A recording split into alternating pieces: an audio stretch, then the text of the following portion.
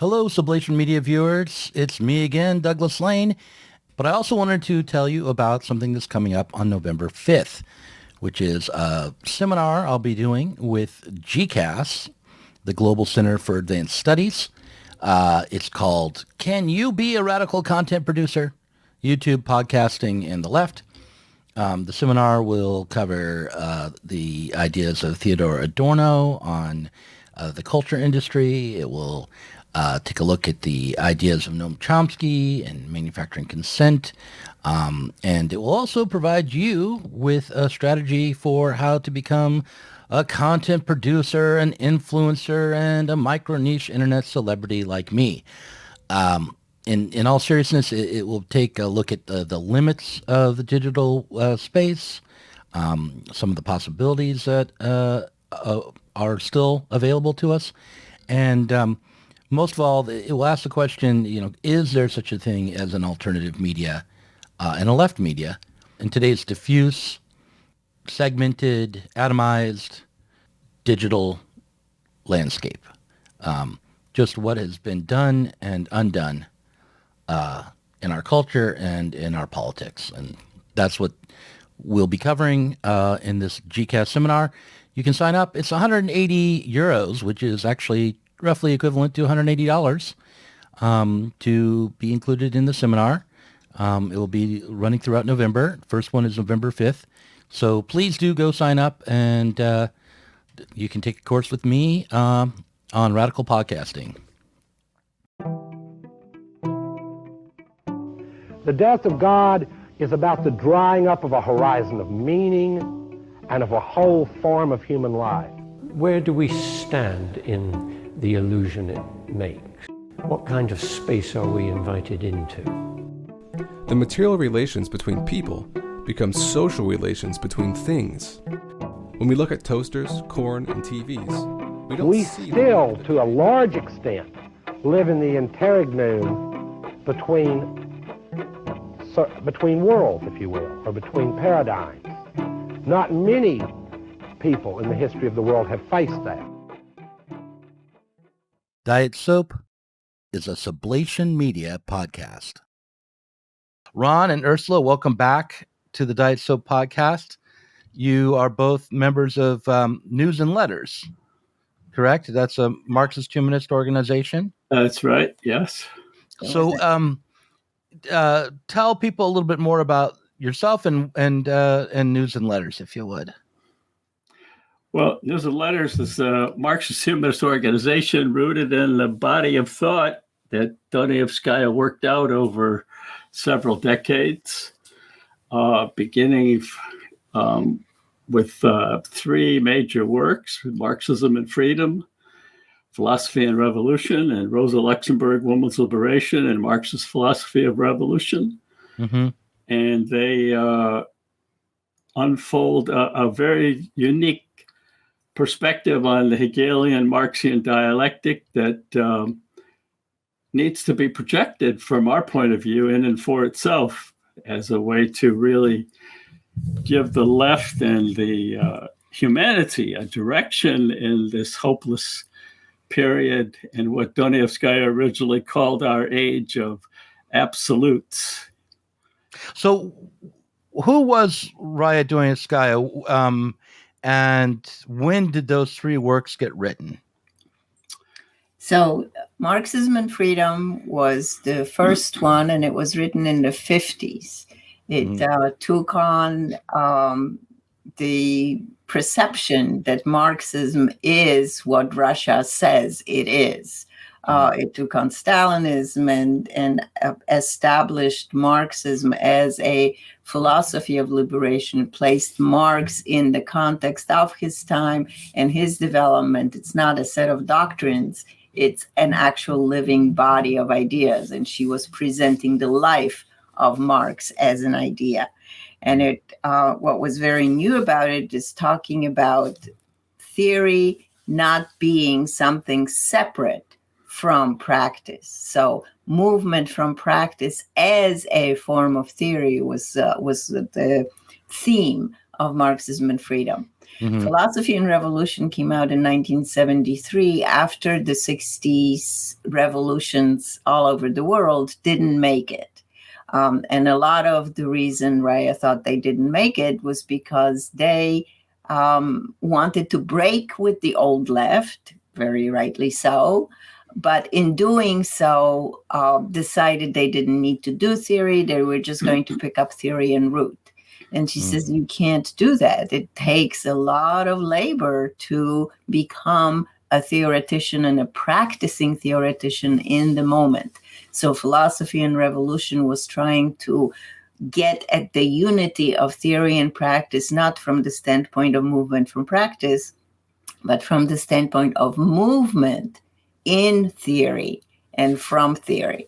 Mhm. And then Rosa Luxemburg, Women's Liberation and Marxist Philosophy of Revolution, was again an attempt at showing how theory united with practice also moves. And that is what philosophy gives us a handle on. That is what needs to be articulated. And she takes on Rosa Luxemburg as the greatest of the Second International's theoreticians. She caught the opportunism of the leadership of Kautsky and Babel 4 years before Lenin did. And yet, since philosophy wasn't her cup of tea, she dismissed volume 2 of Capital when it finally came out as Rococo, and was not able to see, as much as she loved spontaneity, she was not able to see them as reason.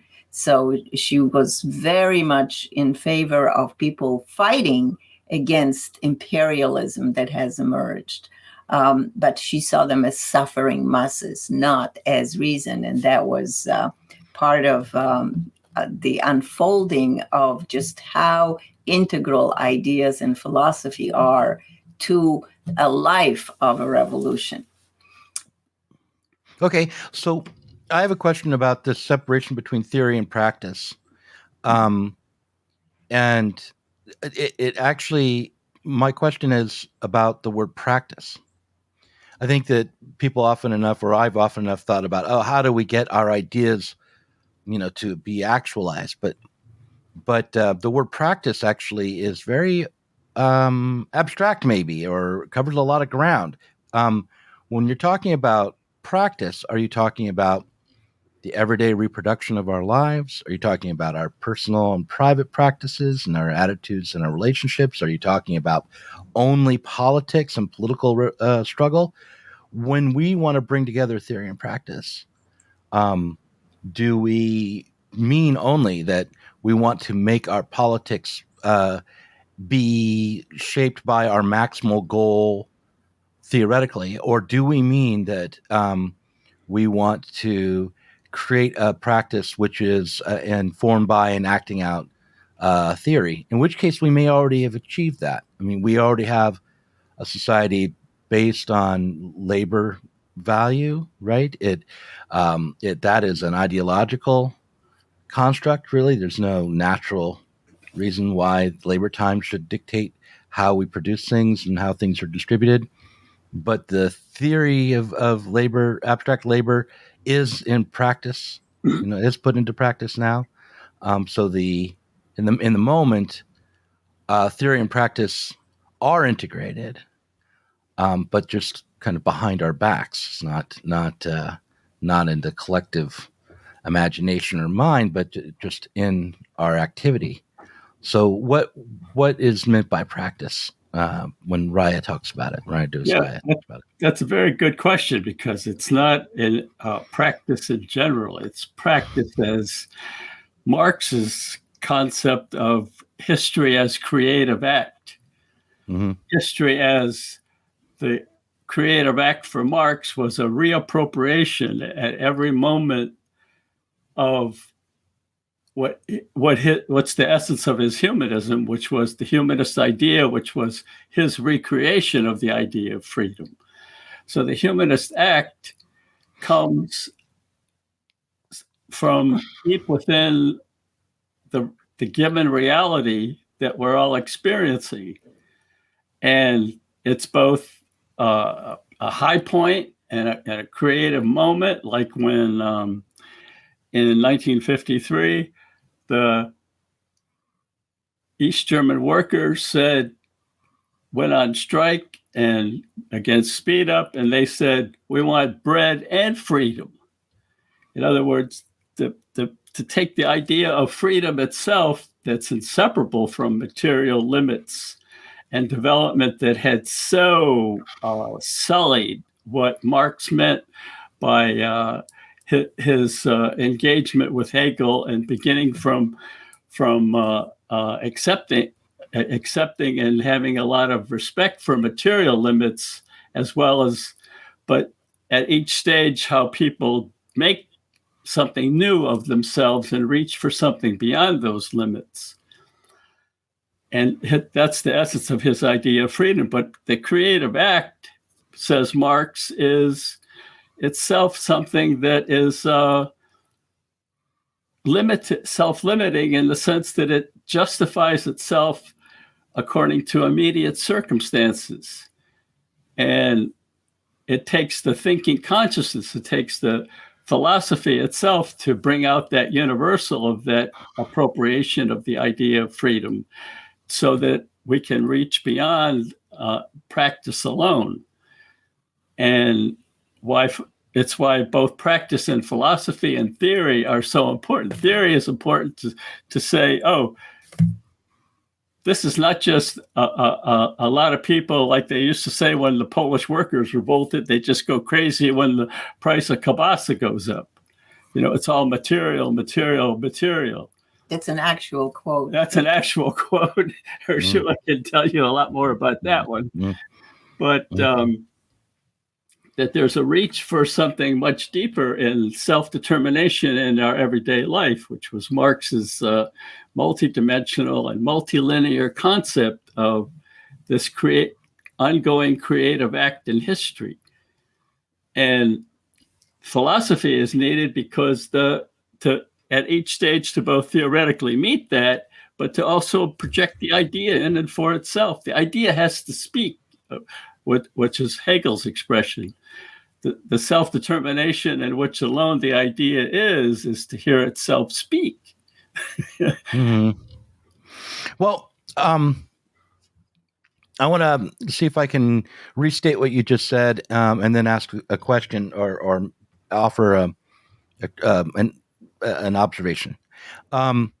So for Marx and for Raya practice has to be the self-directed activity of humanity. It can't be simply a reaction. True practice would be an integration of theory and practice, because it would be in a self-conscious way the taking up of ideas and the organized acting out of those ideas, right? I mean, it would be bringing those ideas into fruition. It would be and through that understanding how the theories and the realities that they produced were the responsibility of humanity. I think, just to clarify it a little bit more, like there's been a long-standing approach to philosophy from the beginning of thinking about philosophy in terms of discovering the substance of the universe as if it is outside in the world beyond us, right? So we are going to be trying to discover the ultimate ground of reality. We're going to be trying to discover what is most enduring and true, in order to, if you make it political, in order to align ourselves with the will of something greater than ourselves, whether it's God or monads or water. But we want to bring ourselves into alignment with an enduring externality.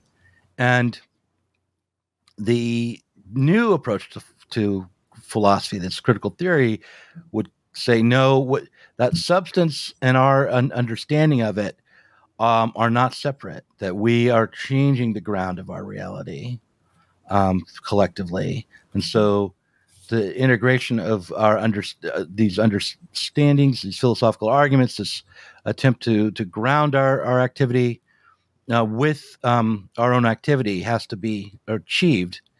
That is where we will find freedom, and that is the reality of our moment. That is the reality of our lives and our existence together. So does that clarify what? Yeah, I think it's an important setup for how to really break into Marxism, because what Marx does, and both Marx and Hegel, as you say, they don't accept the idea of just this studying the external and finding the truth outside of ourselves, but in each case, it's how humans are implicated in what they consider the object. But Hegel says every stage of spirit, it works out the way in which it knows what it calls the object as itself. But Marx criticizes Hegel because it takes him so long to get to life. If you read Hegel on life and the logic, and you read the 1844 manuscripts, Marx draws so heavily on that. And what Marx is saying is that when you begin with life, you're beginning with both the external world that is constraining our internal immanent development as our full humanity, as free beings that freely determine our life activity, and also enable that. And it's that constraining and enabling that is, Marx says, is inseparable from nature, the external nature. He has an expression: if spirit and human society is related to nature, it's simply that nature is related to itself. So Marx begins from the foundation that what makes us, what this creative acts always are expressing, is this power of humanity to freely determine its life activity through the particular social and material barriers that get in the way, and that it's the relation between that universal and particular has to be brought out. It can't just be left to the practice and the moment of practice that's still limited to these immediate circumstances, but that full mediation of the idea and its development has to be brought forth a lot more explicitly. So when you deal with life, you change the whole debate about externality and internality, because this is an internal purposiveness that includes within it objectivity. Right. I wanted to point out something that you said about, but I think Urszula, you said about the struggle of the masses against, say, imperialism as an example, as a kind of reason. And this would be a kind of life, right, where you're bringing the external and the internal together, and this struggle is continuing, and it is a kind of historical reason that and put into practice. But I wanted to also say that in East Germany, when the workers were organizing to strike, I mean, I don't know the full story there, but that came along around the same time, a few years before the Hungarian attempt at revolution. And I know that in Hungary that the movement for the desire for revolutionary refusal of the Soviet imperialism at that time was coming from within the Socialist Party that was connected to the Soviet Union. It was, and which not only was connected to the Soviet Union, but which stretched back to the Second International and the First International. This long an attempt to develop a political party that would be able to unite the workers and bring socialism and communism into being, was still operative in Hungary. It just was split and at odds with itself, and had to the left wing of that, say, was attempting to break off from the Soviets and lead the Hungarian Revolution, which was continuing on from 1917 on their own, outside of the realm of Stalin.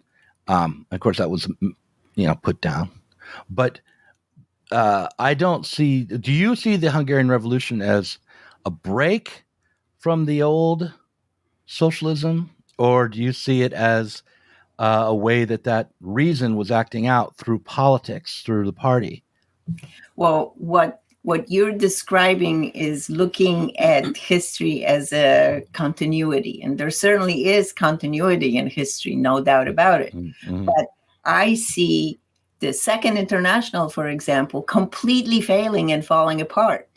Mm-hmm. The things that claim to be the inheritors of Second International really have nothing new to say. It's the ones who opposed it, like Rosa Luxemburg and Niebler and Lenin, for that matter, who started on a different ground, not on Second International's ground of building a mass party and gaining elections and so forth. Mm-hmm. So with Hungary, again, it wasn't just Hungary.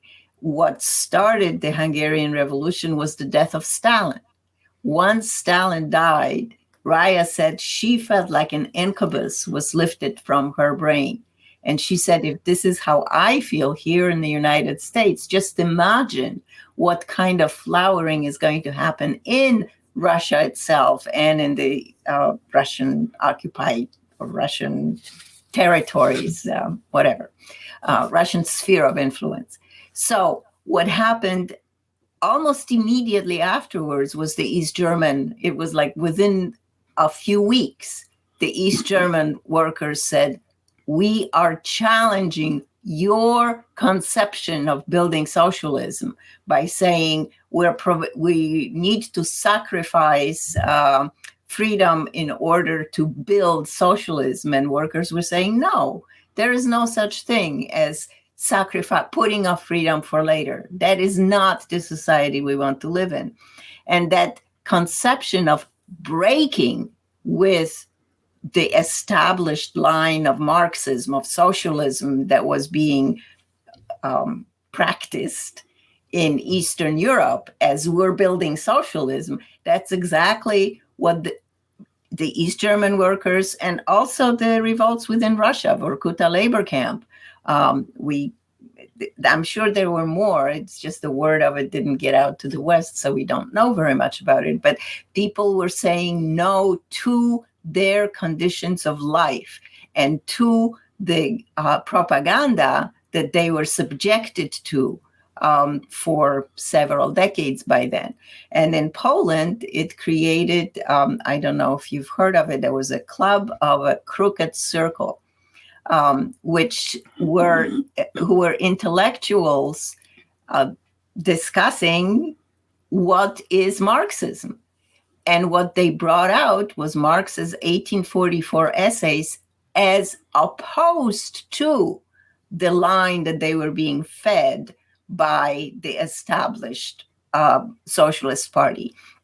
So when they brought out, yes, we don't want to reestablish capitalism. We want socialism. We want communism, but we want the kind of socialism or communism that Marx is describing in 1844. So it wasn't a left wing of the established party. It was, yes, Kuran and Modzelewski were part of the party. Their open letter was open letter to party members. But it was confiscated and they were put in prison for it. That's not it's clearly an opposition and not right. a wing of it, so to speak. So yes, I think the Hungarian Revolution, and just to speak of the Hungarian Revolution by itself, the way that developed is Imre Nagy, I'm not sure how to pronounce Hungarian names, wanted to introduce reforms And in order to make those reforms acceptable to the population, he sent out young party members to various places to explain what the reforms were going to be. This was not any earth-shaking reforms. It was just the normal party operation. But what happened is those young people went out to factories, to agricultural places, and what they learned, rather than just saying, here is the new program that is going to be enforced by the party, they listened. They listened to the workers. They listened to the peasants. And they said, oh, well, if we are a socialist country, their voice needs to be heard. And the reforms that were then articulated based on this input that these young party members brought were much more sweeping and very much opposed to Russia, as seen by the fact that Russian tanks came in to crash it. That was not just some wing of the Socialist Party. That was very much in opposition to the kind of ideas that informed the Socialist Party as it was ruling and brought about the revolution. So I'm going to put that, I could try to push back on all that, but I'm not going to, because I don't disagree with you fundamentally. I just have, I don't want to put the responsibility for the failures of, I mean, because if we believe, let me just ask you this question this way. If we believe that the masses and the workers are acting out reason, then wouldn't it also be the case that the failures of the struggle for socialism, whether it's the Second International or the Soviet Union, also belong to the workers? That the real source of the reason and the movement of history comes from the workers and the struggles of the masses. Since that's the case, since they're responsible for history, aren't they also not also responsible for the failures of the development of freedom? And why do we believe that the expansion of their power, given that they are the source of real power in society now, would do something other than continue the kinds of failures that we've seen now? I mean, I don't really believe this. I'm just sort of giving you the devil's advocate position. So what do you think of that?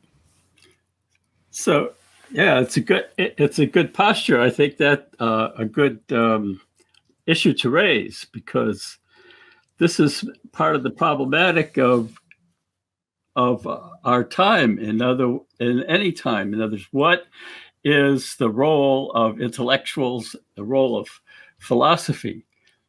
In other words, it's not to subsume a workers' movement. It's not to subsume the concrete and the unfolding of that movement, but is there a role at all? In other words, is it all just spontaneity? People like Du Bois said, when the revolution happens, the party should just disband and go another way. That's what Koran said. The party, that we should just give up on any kind of intellectual organization, turn it over to the spontaneous movement. And the point is that the dialectic that was developed by Hegel and Marx's recreation of that dialectic is integral to the very organism of liberation in a way that doesn't subsume that concrete under some narrative or grand theoretical direction or prescription on human development, but as an idea that's both never changes. It's a principle that never changes, but it's always open to the new. It's multidimensional. In other words, it's not just workers. Yeah, workers have a the kind of subjectivity that workers personify in their opposition to capitalism and the self-alienation of the commodity, a form of production, is profound and concrete and needs to be developed. But its most profound and concrete development is in that universal of human beings taking hold of their life activity and freely determining it. And that universal never directly merges with any given stage of development.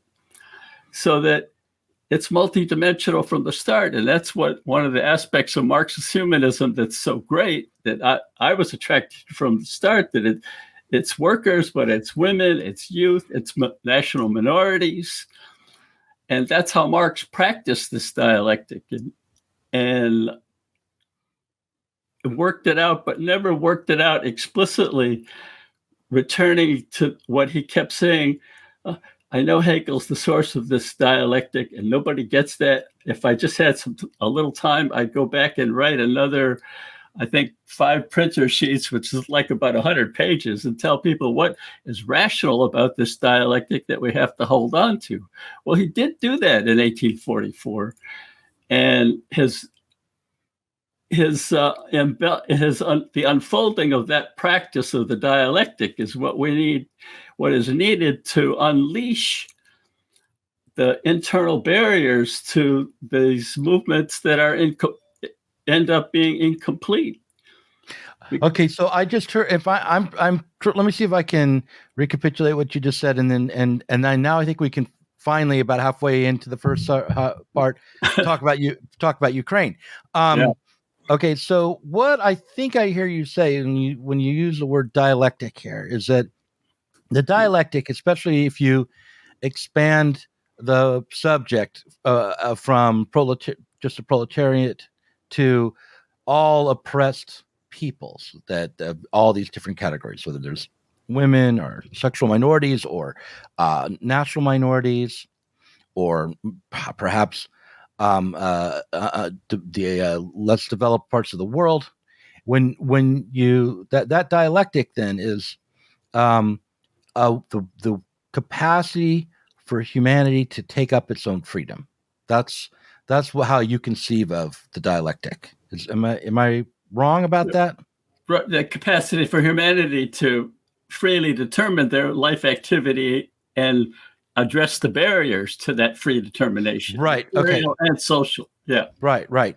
And so you're going to find that struggle to address the barriers to that self-determination and overcome them the most within the oppressed people of the world. The people who are oppressed are going to be the ones who are struggling to overcome the barriers to their own self-determination.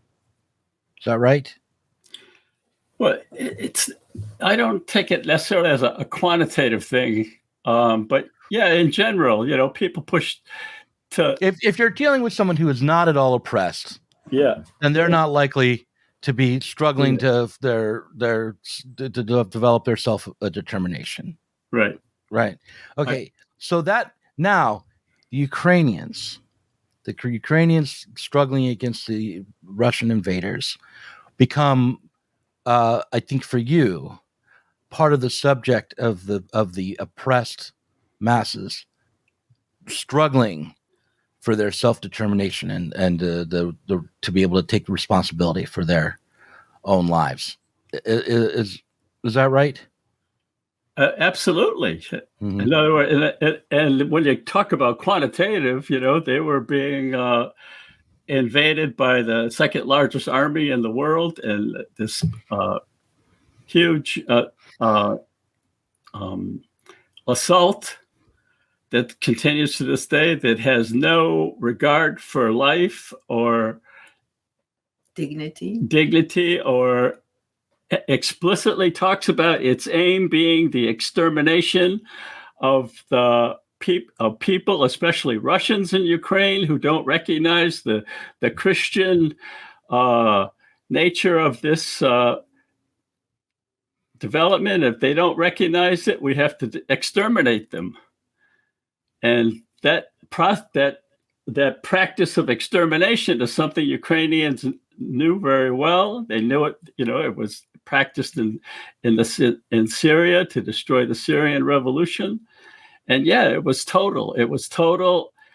And the Ukrainians shocked the world. I don't mean they did that they shocked the leftists necessarily, or well, they just certainly did shock the left, but they shocked the leaders of the world, because they were telling Zelensky, get out. We'll get you out immediately. And they didn't get out. And they not only didn't get out, they stopped the invasion cold. The planned siege of Kiev that was supposed to just take a few days. This total onslaught was just supposed to terrorize them into subjugation. But they were telling the world, no, you don't have to fall into that abyss. That, again, that totalitarian abyss that personified in this in Putinism, that has taken away all rights and ability to express and be free within Russia itself. And in some ways is a reflection of that totalitarian abyss that everyone accepted in East Germany. You know how completely unheard of was the idea that there could ever be a revolt from under totalitarianism in East Germany in 1953. And it shocked the world. That how can these people, they were telling the world, yes, you can fight this. Mm-hmm.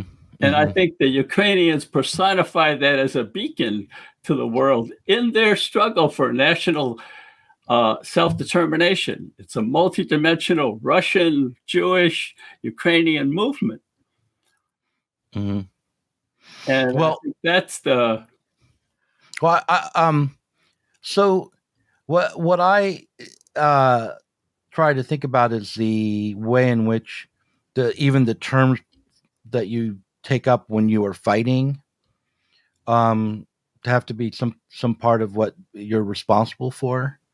So like the fight for national sovereignty, for instance, which I don't oppose, in any kind of reflexive, maximal communist way, still needs to be examined. And also the way in which you are, when you're struggling, taking the weapons that you have available to you, the resources you have available to you, into your hand to struggle within the reality of the current moment has to be examined as well. So in this instance, the arming of Ukraine by the Trump administration before the invasion and by the Biden administration before the invasion, and the continued support from the West for the Ukrainian efforts has to be taken into account. It's not simply the self-expression of the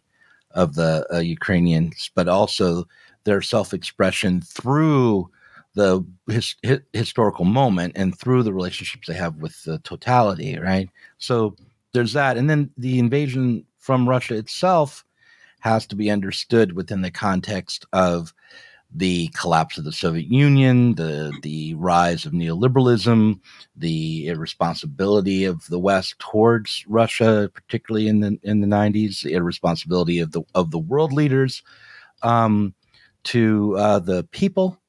So like when I think about this particular invasion of Ukraine as a very American-centric person, I think about how it is a return to the Cold War. It feels like the return to the Cold War, and it feels as though the obvious opportunity of the collapse of the Soviet Union was squandered. That the idea that there would be some sort of continued conflict between Russia and the West after the collapse of the Soviet Union, I don't think it can just be taken for granted.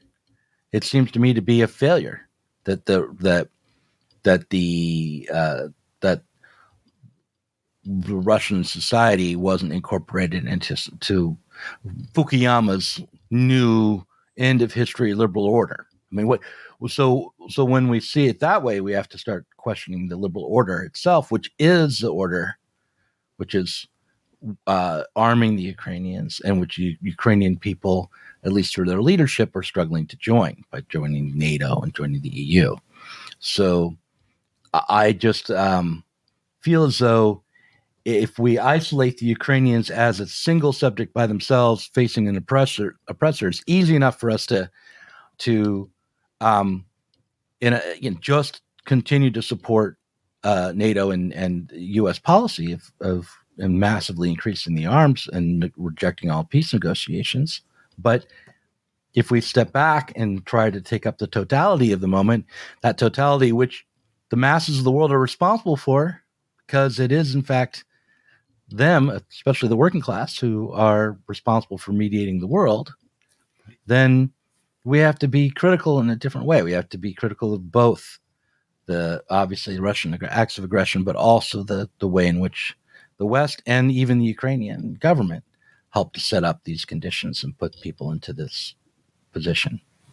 So I would say you are absolutely right. There was a failure. There was a possibility as the Eastern European countries were changing for something else.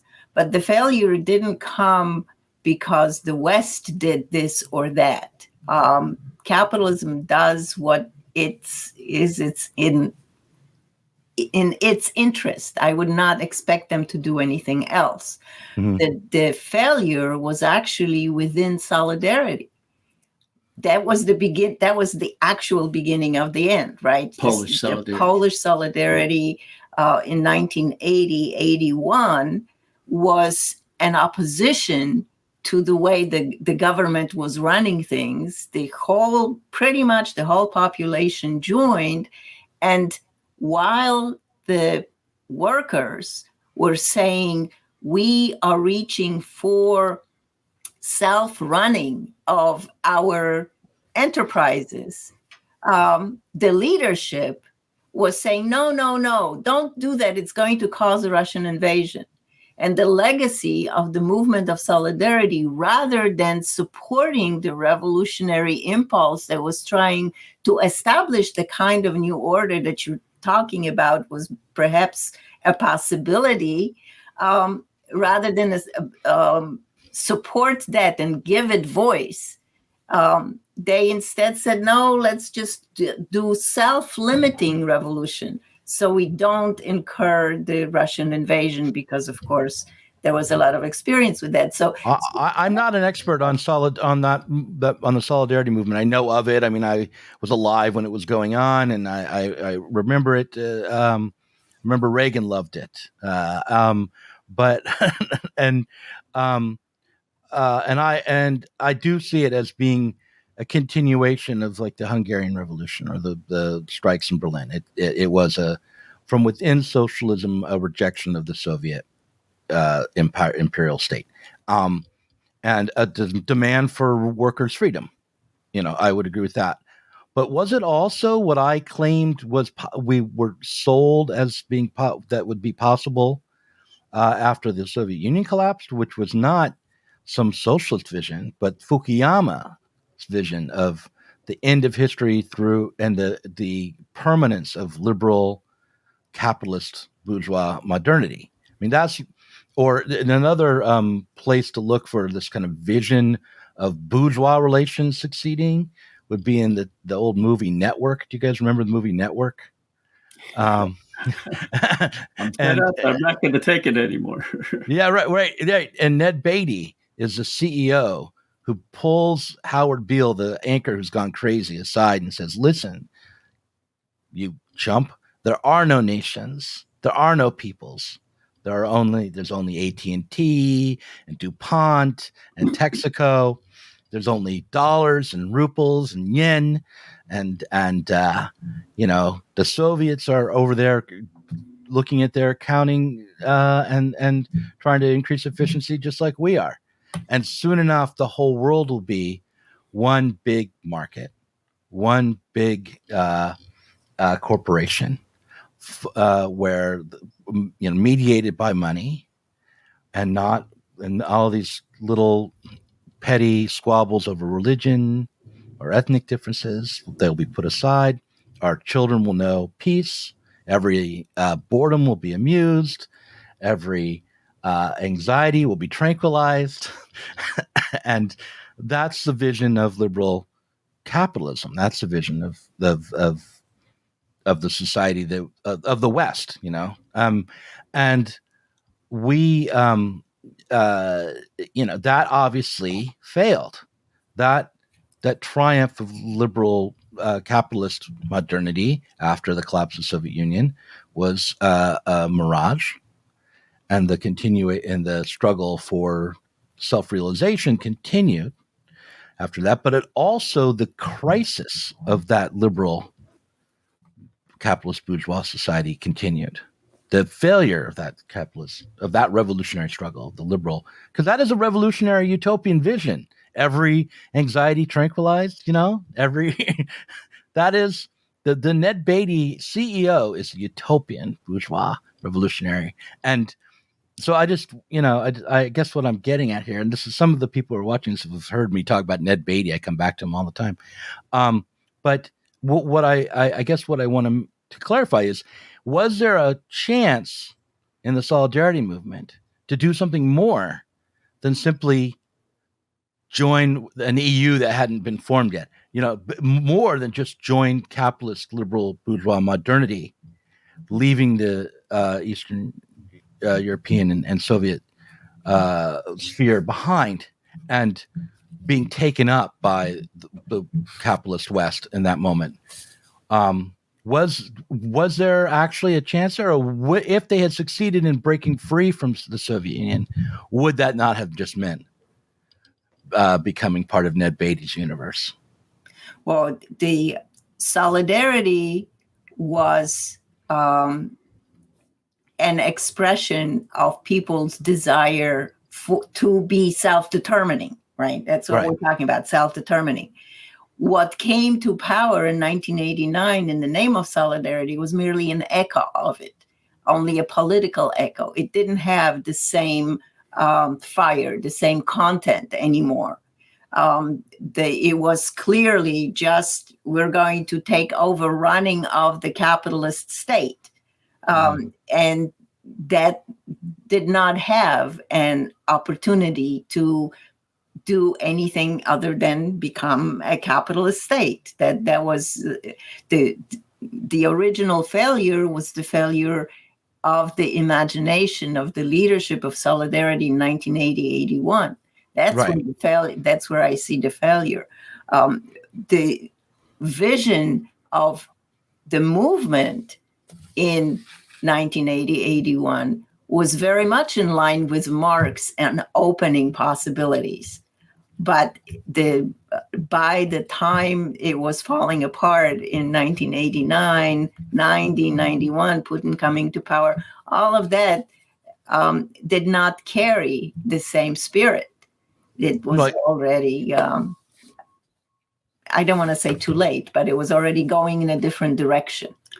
Yeah, it's a good example of what I was hoping to project in relation to other moments. What's the role of intellectuals? In other words, you had a lot of intellectuals around, and they came up with an idea of self-limiting revolution.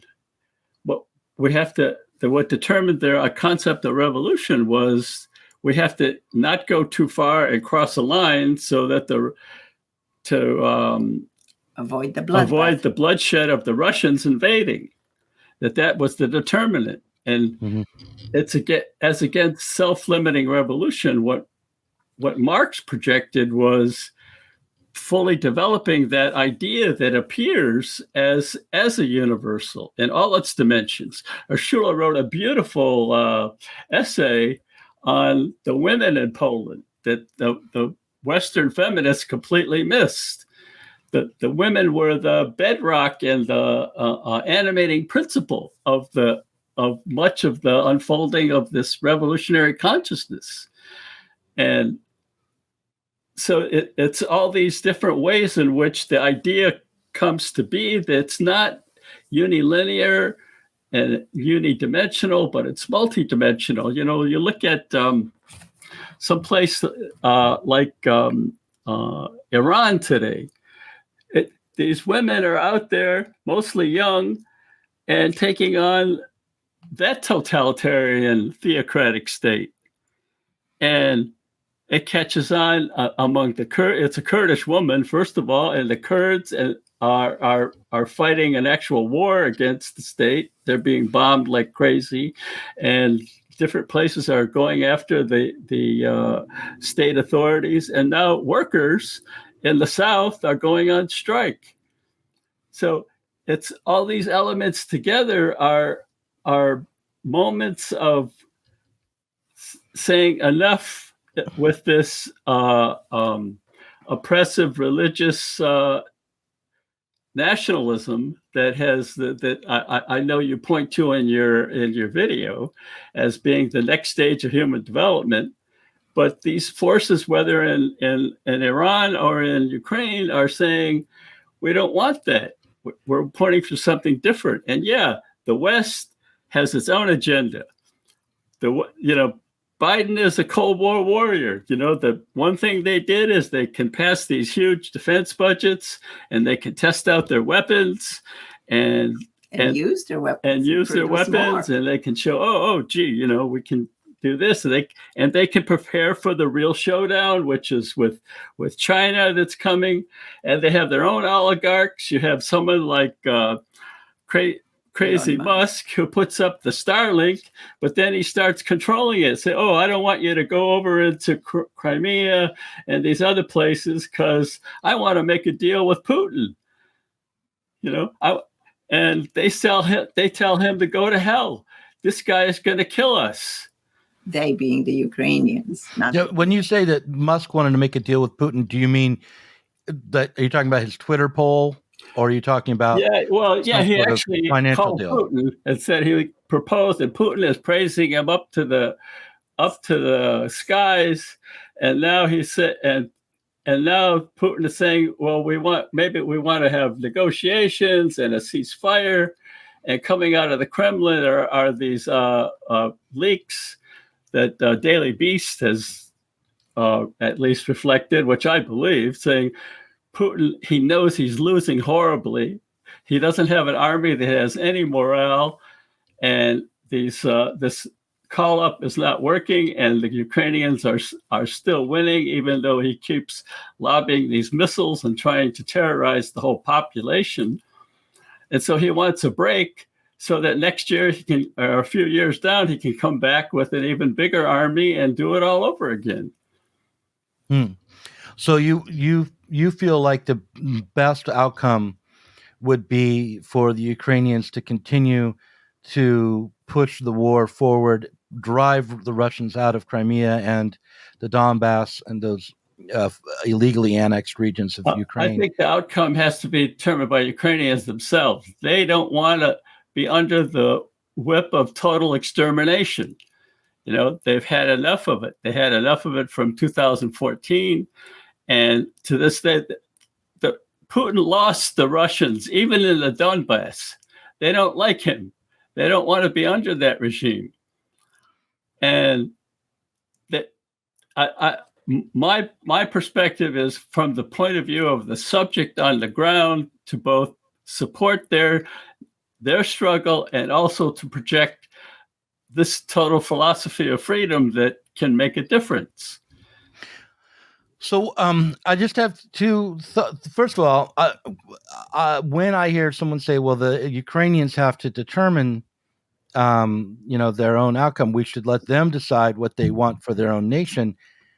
I understand that. I as a kind of moral principle, I think people have the right to self-determination. But on the other hand, not all self-determination is not equal. The self-determination of Ukraine without U.S. weapons and aid and drones and Skylink and intelligence, and the self-determination of Ukraine with those things and NATO maybe air support and the feeling of backing from the massive military might of NATO and the United States is completely different. That's not the same kind of self-determination. So, the cynic in me would say, yeah, okay, the Ukrainians can be self-determining. U.S. aid should end. Let them fight for themselves.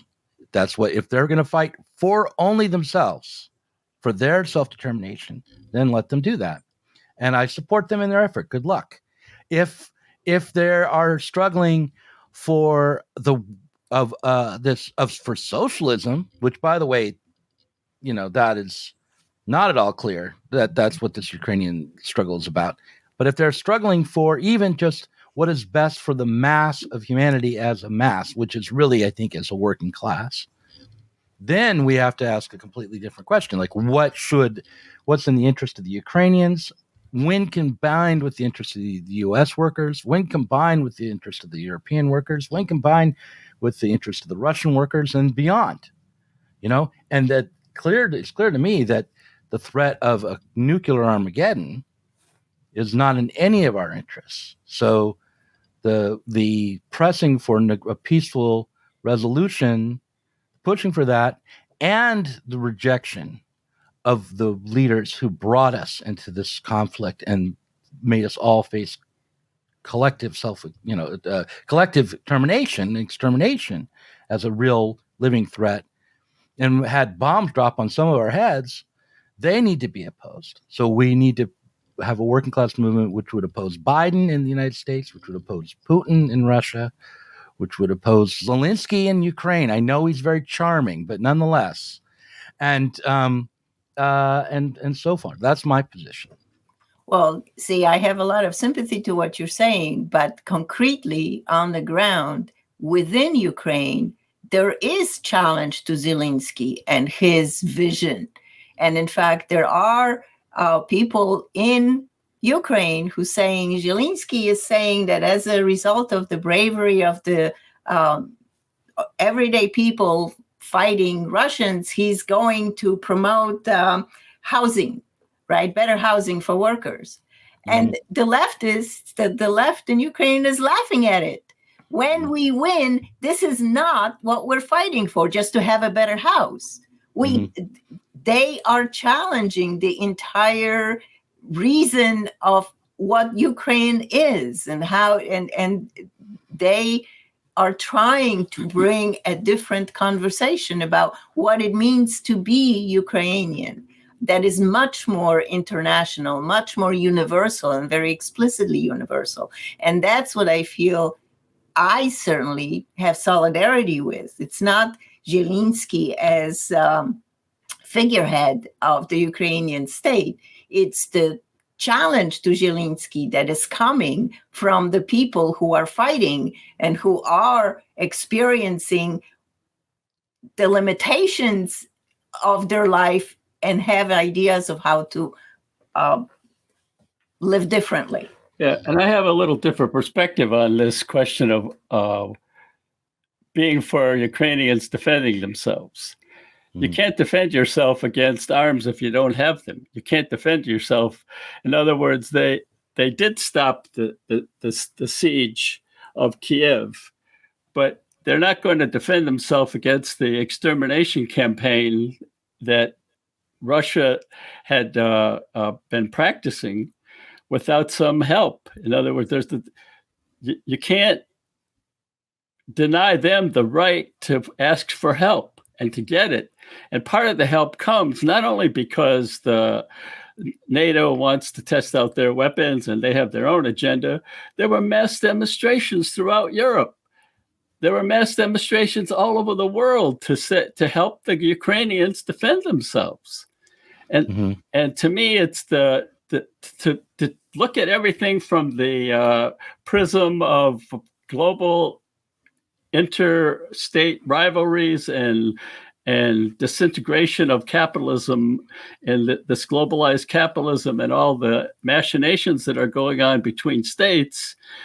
To look at it that way, it just denudes the agency of both Ukrainians and people who are supporting them, en masse, because they know that this is a beacon against something that's a horror, and that people. World War II isn't that far away. In Europe, it was a lot more of a total disaster than it was here, and they know that this kind of encroachment of totalitarianism and fascism and war that Putin personifies, Putin's Russia personifies, has no good ending. And why did Marx support national self-determination? It wasn't because he thought that was the end. That was only the beginning of what he called revolution and permanence. Because in the process of throwing off your overlords, there's a whole new level of engagement, a whole new level of the bringing in the population that's participation that's much deeper than any bourgeois democracy. That's what's been happening in Ukraine, especially in the Russian regions like Kharkiv. People who identify with Russian culture, who voted for even the leaders of the parties that were the more Russian, had more affinity with the Russian language and culture. They were some of the greatest moments of self-organization and self-support of this war, because they don't want to be part of going into that abyss, that totalitarian abyss that says you either accept Russia as this Christian empire that's that's just part of Russian DNA, or we're going to exterminate you. That's what the Russian representative of the Donbass was saying just the other day, that this is a form of Satanism that these Russians possessed. No, look, we're going to run and we have this magazine, Sublation Magazine, where we're running an article from Zizek next week, where he talks just exactly about that speech that you're referring to just now about, calling the West Satanists and all of that kind of thing. And I don't know. I mean, what I want to do right now, actually, we've had about an hour of conversation. This will be the recording that I'd like to give to the public. Do you have another 45 minutes or so to talk? And Sure. Okay. So I want to go get some coffee, and I'll send you another link in about 10 minutes, and then we'll talk it some more. But I think we disagree on some things that are happening now politically, and it's really frustrating to me because we agree a lot. I think about the fundamental vision of Marxism and socialism. So that, if we're lucky, we're not in a party together, because we'd probably end up splitting, right? But we're not going to split. We're going to continue to talk and see if we can get to the bottom of this eventually. Probably not in this conversation. I just will close this up by saying, I know that standing up to totalitarianism will take risks and courage, but I also worry about the kind of risks that we're running up against in a world that has nuclear weapons and where the threat of tactical nukes is being put on the table by, seemingly it's being played up by the West and by Putin. Like, I can't make heads or tails of what the real threat here is, but I would hate to see this all end and, with a mushroom cloud. I not just because I fear my own death, but I have kids and I want them to have a future. And it certainly would not be the way to achieve communism, despite whatever Posada said, after. But anyhow, I'm going on and on. So when we come back, let's talk about how you feel about this nuclear threat, and also let's talk about some of the history. Go back to the history of the struggle for socialism and the new movements that arose in the 60s and Raya, because I do think that this connection to new movements, to a vision of the struggle for socialism that goes beyond strictly proletarian politics, all of that's informing your position on Ukraine. Would you agree? And I'd like to go into more of this question of sublation in a Marxist Humanist sense. Right, rather than as my corporate, LLC registered trademark. You can't use that word. I was looking at your video. Right. I was looking at your video. It made me want to elaborate on. Yeah, we should talk. Might be a distinctive a way of starting a discussion. I'm always very pleased to have people talk to me about things I made and tell me what they think of my work. So we can do that as well. I'll be thrilled in a narcissistic way by that. So I'll see you in just 10 minutes or so, and I'm going to end the recording here. Okay.